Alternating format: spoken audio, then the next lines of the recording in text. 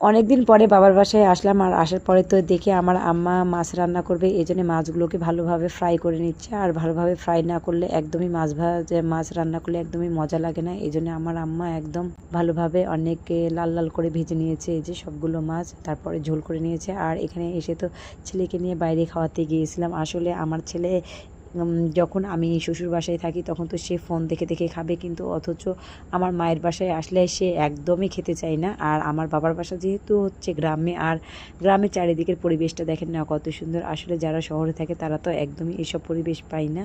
আমার ছেলে এখন বাইরে আর খাবে না, এই জন্য আমার চাচাতো ভাইয়ের বাসায় চলে গেলাম। আর বাসায় যে আমার ভাতিজার এই শখের পাখিগুলো দেখবে আর খাবে, এই জন্য শখের পাখি দেখতেছে আমার ছেলে। এতে দেখেন, আর এটা হচ্ছে সন্ধ্যার আগের ভিডিওটা, আর আসলে ভিউটা অনেক সুন্দর এসেছে। আমার তো অনেক ভালো লাগছে। আকাশে একদম কালো মেঘ, আর গাছগুলো তো দেখতে পাচ্ছি একদম সবুজে ঘেরা হয়ে আছে। আর এগুলো হচ্ছে তাল গাছ। আর আমার তো অনেক অনেক ভালো লাগে গ্রামের পরিবেশটা। আর আমার মতো কার কার ভালো লাগে গ্রামের পরিবেশটা অবশ্যই জানাবেন। আর মাশাল্লাহ বলতে কেউ ভুলবেন না। আল্লাহ হাফেজ।